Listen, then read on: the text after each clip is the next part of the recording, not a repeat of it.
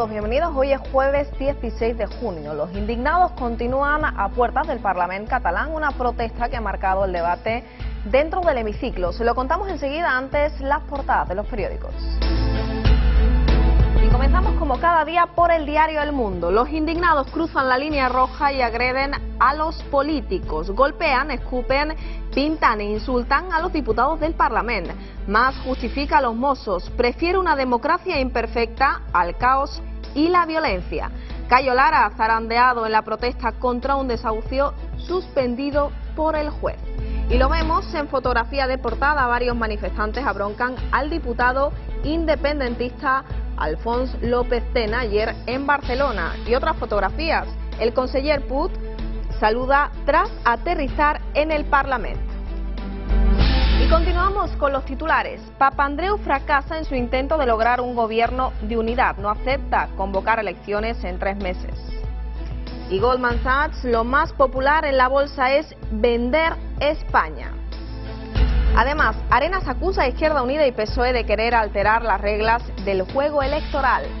Y por último, el caso Contador. La AMA plantea cambiar la norma del clenbuterol.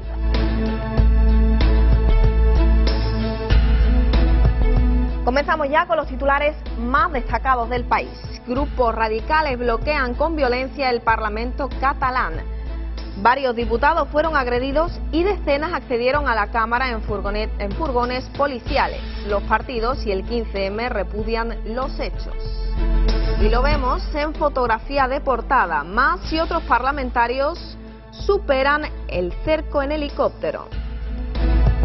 Otro de los titulares, un desahucio menos, una agresión más. Los manifestantes insultaron a Cayo Lara y le arrojaron un jarro de agua.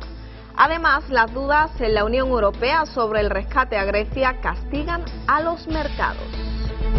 El Banco de España propone un techo de gasto autonómico, es otro de los titulares. Y por último, Pakistán detiene a 5 personas por ayudar a la CIA a localizar a Bin Laden. Y vamos ya con los titulares más destacados de La Razón. Lo vemos en fotografía de portada. Democracia secuestrada, así la titula. Aniversario negro del 15M, los indignados muestran su cara violenta y bloquean el Parlamento catalán. La Generalitat defiende que se cumpla la ley frente a la pasividad del gobierno. Con el movimiento Artur Mas estuvo en peligro. La emprendieron a patadas contra su coche y tuvo que ir en helicóptero. Y testigo directo desde el Parlamento. Alicia Sánchez Camacho: dejé a mi hijo en el colegio. Cuando iba al Parlamento me dijeron que me fuera a una comisaría. Intentan robarle el perro guía a un diputado ciego y rocían con pintura a otros cuando pretendían acceder al parque de la Ciudadela. Y vamos ya con los titulares más destacados de ABC. Ataque a la democracia, también la titula la fotografía de portada. El gobierno catalán evitó el helicóptero a la turba. Y además, foro ABC con el alcalde de Madrid, Gallardón, culpa a Zapatero y Rubalcaba por su inhibición. Y continuamos ahora con otros titulares en nuestro sumario. Los indignados continúan a las puertas del Parlamento catalán, una protesta que ha marcado el debate dentro del hemiciclo. Los Mossos d'Esquadra han practicado 6 detenciones tras los incidentes de ayer. Javier Arenas cree que la legislatura regional y nacional está agotada desde hace muchos meses y que se han perdido 3 años para salir de la crisis sin proponer reformas y medidas de austeridad. 5 personas han perdido la vida y una ha resultado herida muy grave como consecuencia de un accidente de helicóptero ocurrido en una zona montañosa del término municipal de Canillo, en Andorra. El Mundo dirigió ayer noche su mirada al cielo. El eclipse total de luna, el más largo del año 2000, fue observado por millones de personas, científicos, expertos, aficionados y curiosos.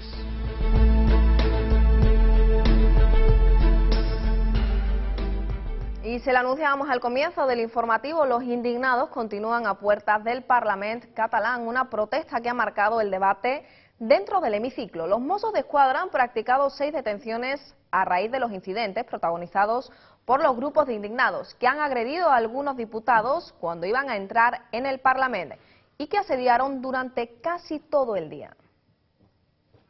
Con un parque de la Ciudadela blindado por los Mossos de Escuadra, los indignados apostaron en los accesos del Parlamento catalán para impedir el paso de los diputados y evitar así el debate y la votación sobre el recorte presupuestario de la Generalitat, que materializa drásticas limitaciones en servicios tan básicos como sanidad y educación. Ello motivó que los Mossos de Escuadra tuvieran que trasladar hasta el interior del Parque de la Ciudadela a 50 diputados en 6 furgonetas y a otros 32, entre ellos el presidente Artur Mas, en helicóptero. La deriva violenta de los indignados llegó incluso a tratar de arrebatarle el perro guía al diputado ciego de CiU, Josep Maria Llop, para impedirle llegar al Parlamento.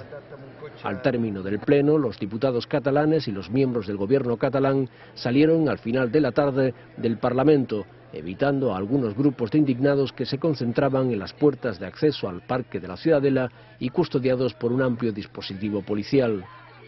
Más tarde, los manifestantes marcharon hacia la plaza de Sant Jaume, sede del Palau de la Generalitat y el Ayuntamiento de Barcelona. Una jornada de violentas protestas que se han saldado hasta el momento con 6 personas detenidas, todas ellas de nacionalidad española, por los delitos de desobediencia y resistencia a la autoridad. Cambiamos ahora de asunto. El presidente del Gobierno, José Luis Rodríguez Zapatero, ha pedido al líder del Partido Popular, Mariano Rajoy, que deje de lado el interés partidista y que contribuya a la generación de confianza en la economía española, sin hacer siempre la crítica fácil y populista. Así lo ha puesto de manifiesto Zapatero en la sesión de control al Gobierno en el Congreso, donde Rajoy le ha contestado que es él quien tiene que dejar de un lado el interés del partido y de su candidato para las próximas elecciones y actuar en función del interés general de los españoles. Eso también queda de su legado para la historia, ha espetado Rajoy a Zapatero tras asegurar que ningún español se le pasa por la imaginación la idea de que Zapatero y su gobierno vayan a solucionar los problemas del país, ni creen que será el Ejecutivo socialista el que traerá la recuperación económica. De la misma forma, Rajoy ha echado en cara al jefe del Ejecutivo las cifras de desempleo, ya que un total de 2,7 millones de personas han perdido su trabajo desde que Zapatero prometiera en el pleno empleo, y la tasa de paro se ha disparado el 21%, lo que ha provocado que la situación del mercado laboral sea la principal preocupación del 84% de los españoles, según el CIS. Zapatero ha considerado absolutamente normal que los españoles perciban el paro como el principal problema del país, dadas las circunstancias económicas y la altísima cifra de paro, y ha reiterado que la creación de empleo depende del cumplimiento del objetivo de consolidación fiscal y de las reformas que favorezcan el cambio de modelo económico, como la reforma del sistema financiero, la reforma laboral u otras políticas que se han llevado a cabo. Señor presidente del Gobierno, desde la fecha de sus promesas hay 2.736.000 españoles que han perdido su puesto de trabajo. La tasa de paro supera el 21%, el desempleo juvenil el 45% y cada vez son menos los afiliados a la Seguridad Social. Señor presidente, usted ha anunciado en numerosas ocasiones y su Gobierno recuperaciones inmediatas, brotes verdes, reformas, medidas, más medidas, paquetes de medidas, etcétera, etcétera. Pero todo esto al final no sirve para nada. Desde la reforma laboral que ustedes aprobaron a bombo y platillo el año pasado, 264.000 personas han perdido su puesto de trabajo. No le digo nada lo que ha ocurrido con la Ley de Economía Sostenible, que iba a ser la gran panacea, la que iba a resolver todos los problemas de España. No ha servido absolutamente para nada. El camino para cambiar el modelo productivo y crear empleo, que va a ser un camino duro y difícil, es el de las reformas que estamos haciendo. Entre otras, la del mercado laboral, que dará resultados, como muchas de las reformas que estamos haciendo, o de las políticas como las incluidas en el Plan E, que ustedes tanto han criticado, de apoyo a sectores productivos como el del automóvil, que da resultados. Y ayer tuvimos una excelente noticia de la mayor inversión de Ford, de una empresa automovilística, en España para generar empleo y actividad. Y por otro lado, Javier Arenas cree que la legislatura regional y nacional está agotada desde hace muchos meses y que se han perdido 3 años para salir de la crisis sin proponer reformas y medidas de austeridad. El líder del Partido Popular Andaluz afirma que ejercerán de oposición hasta las próximas elecciones con un amplio abanico de propuestas. Por otro lado, el Popular ha criticado el despilfarro que a su juicio se ha producido en los gobiernos de Griñán y Zapatero. Javier Arenas cree que la legislatura regional y nacional está agotada desde hace muchos meses y ha afirmado que se han perdido 3 años para salir de la crisis y que no se han propuesto reformas, medidas de austeridad ni propuestas a favor de pymes y autónomos. La mayoría de los andaluces no espera ya nada del gobierno del señor Griñán, dedicado permanentemente a la crisis de partido, a la crisis de gobierno, y todo el mundo está esperando como agua de mayo que tengamos elecciones en Andalucía y en España, porque solo con el cambio vamos a salir de la crisis. El cambio se ha iniciado, el 22 de mayo hubo brotes verdes, ahora falta cerrar el círculo del cambio con las generales y con las autonómicas. El Popular afirma que hace tan solo unas semanas presentó un paquete de medidas y que los próximos meses que quedan hasta las elecciones ejercerá la oposición con un amplio abanico de propuestas. Asimismo, sobre las pasadas elecciones municipales del 22 de mayo, además de la victoria de su formación, el dirigente ha afirmado que se han caído muchos mitos.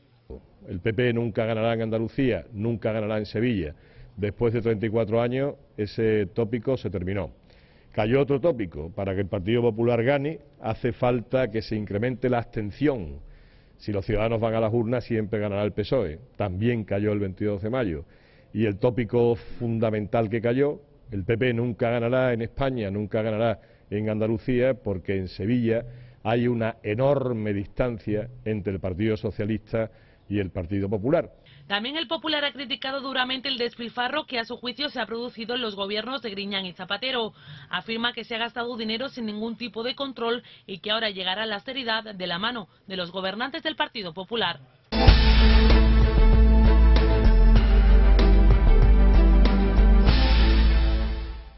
Y la Unión Europea ha aprobado las compensaciones definitivas para los agricultores afectados por la llamada crisis del pepino. La mayoría de los 27 países comunitarios respaldaron fijar en 210 millones de euros el tope del Fondo de Ayudas Extraordinarias creado para paliar los efectos del brote E. coli. Las indemnizaciones que podrían llegar a los productores en la segunda mitad de julio cubrirán como mínimo el 50% de las pérdidas. España votó en contra de la propuesta al considerarla insuficiente para aliviar los graves perjuicios causados al sector hortofrutícola. El Comité de Gestión de la Unión Europea, un órgano en el que están representados todos los países miembros, ha apoyado de forma mayoritaria el programa de compensaciones prestado por la Comisión Europea, fijado en 210 millones. Según esta propuesta, los productores de 5 tipos de hortaliza, pepino, tomate, lechuga, calabacines y pimientos, podrán acogerse a las ayudas. Las indemnizaciones se limitan a estos productos porque sus ventas son las que más se resintieron a consecuencia de la bacteria letal detectada en Alemania. Pese a que los agricultores españoles llegaron a calcular unas pérdidas de 200 millones de euros semanales, el fondo aprobado es para toda la Unión Europea. Bruselas detalló que las ayudas cubrirán el 50% de las pérdidas de los agricultores. En el caso de los explotadores integrados en organizaciones agrícolas, el 32% del total en España, las compensaciones alcanzarán hasta el 70% a estos profesionales. A diferencia de los productores independientes, se beneficiarán a su vez las subvenciones ordinarias previstas para situaciones de emergencia.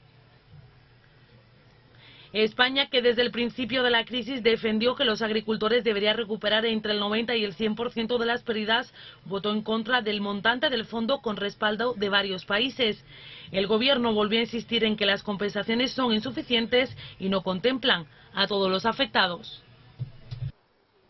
Y desde Andalucía el PSOE ha insistido este miércoles en que la partida de 210 millones de euros aprobada por la Comisión Europea para compensar a los agricultores europeos por la crisis del pepino no es suficiente y tiene que incrementarse la dotación. El portavoz del Grupo Socialista en el Parlamento, Mario Jiménez, ha puesto en valor en rueda de prensa la reacción de las instituciones europeas ante la crisis del pepino. En el día de ayer, la Comisión Europea lograba el apoyo de suficientes Estados miembros, entre ellos Alemania, para sacar adelante su propuesta de limitar a 210 millones de euros las ayudas a los agricultores con las que compensar el 50% de las pérdidas del sector hortofrutícola tras la llamada crisis de los pepinos. Hoy el portavoz del Grupo Socialista en el Parlamento, Mario Jiménez, ha querido dejar claro que su grupo cree que dicha partida no es suficiente y que la Comisión Europea tiene que incrementar la dotación. Jiménez ha puesto en valor la reacción de las instituciones europeas ante la crisis del pepino. Sin embargo, ha recalcado que no es suficiente la aportación económica que se plantea para dar respuesta al conjunto del sector. pero consideramos que no es suficiente la aportación que se está planteando en estos momentos. Creemos que tiene que incrementarse esa cifra porque creemos que es absolutamente insuficiente para dar una respuesta al conjunto del sector que ha sufrido pérdidas muy importantes como consecuencia de la alarma que injustificadamente se ha planteado por parte de Alemania en su momento, y creemos que tiene que incrementarse esa dotación y que tiene que servir para compensar daños al sector. Según el socialista, la dotación debe servir para compensar los daños y poner en marcha una campaña sobre la calidad del sector, entre otras cosas. Desde Andalucía, de la mano con el Gobierno de España, vamos a seguir reivindicando para el sector las mejoras de estas ayudas, el que se complementen estas ayudas con más recursos económicos, el que se pongan en marcha estas campañas de apoyo a la producción hortofrutícola andaluza y española, y el que se le dé una respuesta en términos institucionales al conjunto del sector hortifrutícola, que ha sido la víctima injusta de una mala decisión política que se ha producido en un gobierno regional en Alemania, pero que ha sido respaldada por el conjunto del gobierno alemán. En otro orden de cosas, el portavoz socialista en el Parlamento se ha referido al próximo y último debate del Estado de la Comunidad. Un elemento, según Jiménez, fundamental de evaluación de lo que ha sido una legislatura muy intensa y marcada por la crisis económica. El socialista ha insistido que en este debate va a quedar en evidencia el contraste entre el compromiso del Gobierno socialista de Andalucía y la actitud absolutamente irresponsable que ha tenido el Partido Popular a lo largo de estos 4 años y especialmente en este año. Y conocemos ahora algunos datos económicos. En el quinto mes del año se ha registrado un nuevo desplome en los precios de la vivienda. Este descenso acumulado desde 2007 supera por primera vez la barrera del 20%, al situarse en el 21,5%. El descenso más acusado se ha producido en las costas mediterráneas, donde la caída ha sido del 8,1%, seguida de capitales y grandes ciudades con el 6,7%. El mayor descenso del precio de la vivienda se debió principalmente al fuerte abaratamiento de la vivienda de segunda mano. El precio de la vivienda acelera su caída hasta marzo tras los límites a la deducción fiscal por la compra de pisos que entraron en vigor en 2011. Disminuyó así el 4,1% en el primer trimestre respecto al mismo periodo de hace un año, lo que supone un acelerón en las bajadas de los últimos meses, según el índice del Instituto Nacional de Estadística. El mayor descenso del precio de la vivienda se produjo principalmente por el fuerte abaratamiento de la vivienda usada, que fue del 6,3%, ya que el precio de la vivienda nueva disminuyó solo el 1,9%, continuando con su tendencia a la baja. Por comunidades autónomas, los mayores descensos interanuales se produjeron en La Rioja, Navarra, Aragón, Cantabria y Cataluña. Por contra, las comunidades en las que menos bajó el precio fue en Murcia, Asturias, Baleares y Galicia.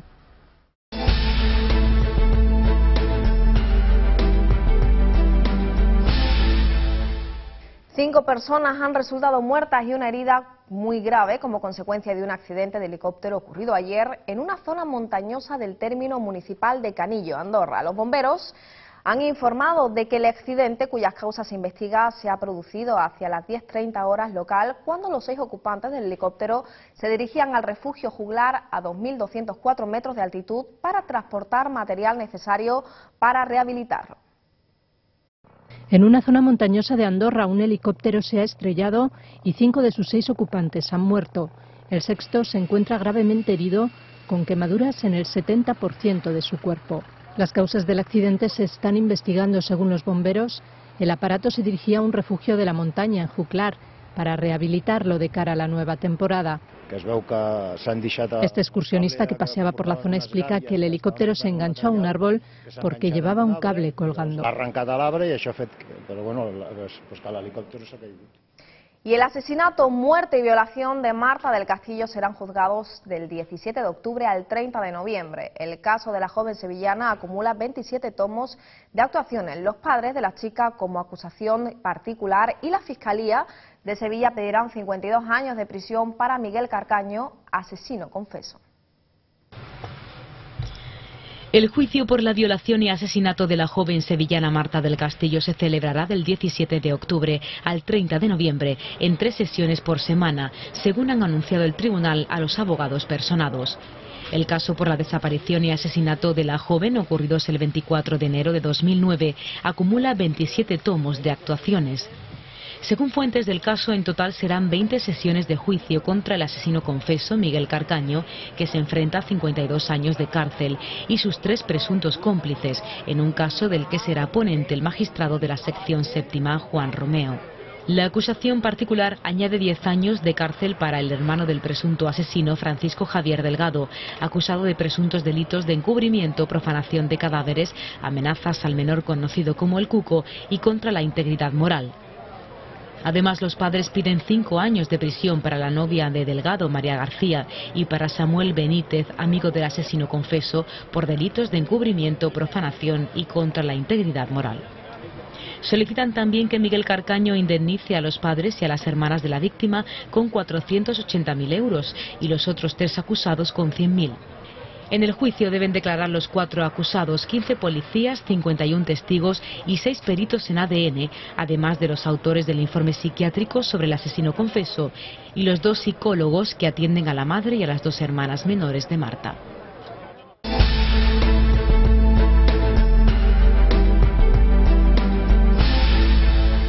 El primer ministro griego, el socialista Yorgos Papandreou, remodelará hoy su ejecutivo y se someterá a un voto de confianza del Parlamento tras fracasar las conversaciones con la oposición conservadora para formar un gobierno de unidad nacional. Ayer se celebraba en el país la 3ª huelga general en lo que va de año.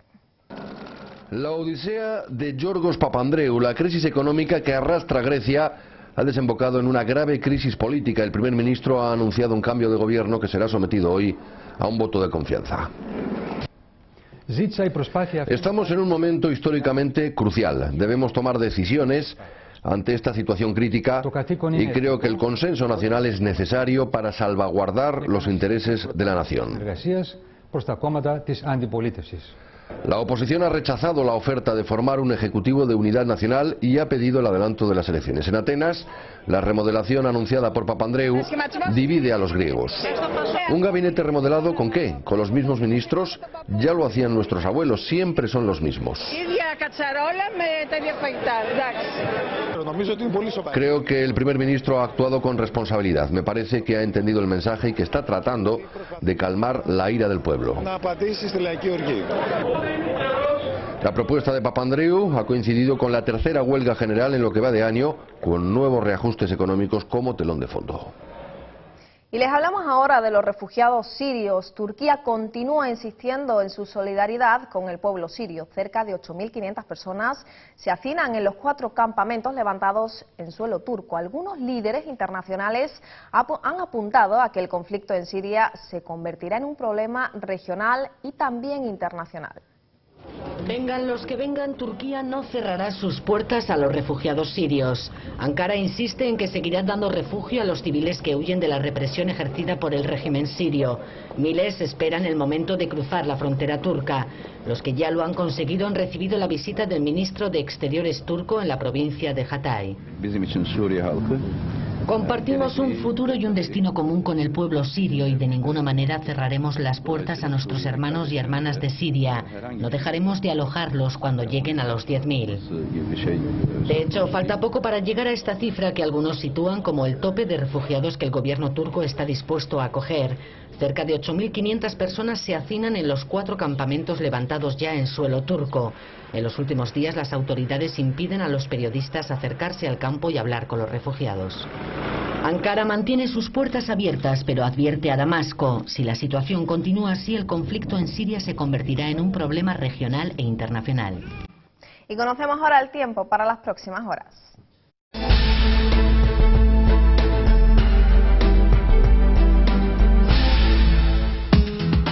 Continúa el tiempo estable y las temperaturas en alza. En esta parte final de la semana, la presencia de un potente anticiclón en el Atlántico frente a las costas de Irlanda provocará la entrada de vientos del norte litoral cantábrico.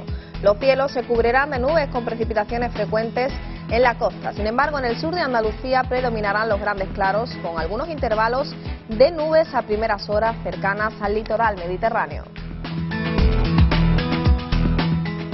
Y el cielo no ha sido esta noche el mejor aliado para contemplar el eclipse total de luna, ya que las nubes han impedido a los miles de científicos aficionados que se han concentrado en los numerosos espacios abiertos del país disfrutar de un espectáculo que no se volverá a repetir hasta el 27 de julio de 2018. Miles de personas han buscado espacios abiertos como playas, azoteas, miradores o cumbres para observar el fenómeno natural que se produce cuando la Tierra se interpone entre el Sol y la Luna. Sin embargo, el cielo no ha sido esta noche el mejor aliado para contemplar el eclipse total de luna, ya que las nubes han impedido a los miles de científicos y aficionados que se han concentrado en numerosos espacios abiertos del país disfrutar de un espectáculo que no se volverá a repetir hasta el 27 de julio de 2018. Los más afortunados han sido los ciudadanos que han seguido el eclipse en el noroeste y en menor medida los que se han reunido en la cima más alta del país, el Teide, en Tenerife. El punto máximo del eclipse se ha producido en torno a las 10:15 de la noche, pero la fase de totalidad ha comenzado casi una hora antes, aunque en ese momento era difícilmente perceptible debido a la claridad que todavía había, y se ha prolongado hasta la medianoche. El fenómeno ha sido visible en toda Europa, África, Asia y Oceanía, según los datos del Observatorio Astronómico Nacional.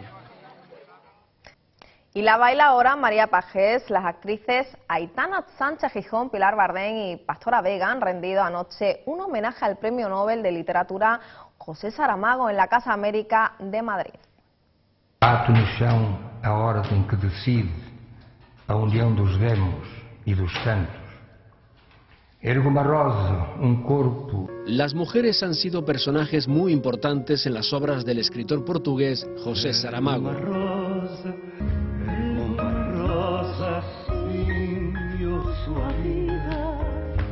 Cuando se cumple un año de su muerte, la editorial Alfaguara y Casa de América han rendido un homenaje al Premio Nobel de Literatura bajo el título Recordando a José, voces de mujer en la obra de Saramago.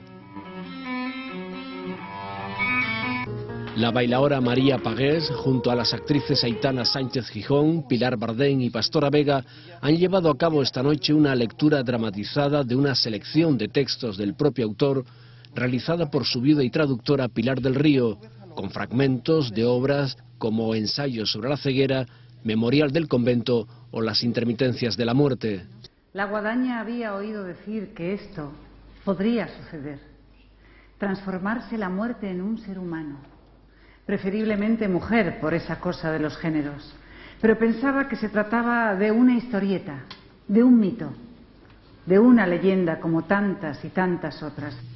El acto ha tenido lugar en el Anfiteatro Gabriela Mistral de Casa América. No importa, sáltelo cuando llegue, dijo la mujer, o ni será preciso, ya verá que tocará aún mejor que Rostropovich. El violonchelista sonrió. Y con la literatura de José Saramago nos despedimos hasta mañana a la misma hora. Recuerden que podrán seguir informados en nuestras siguientes ediciones. Disfruten el día.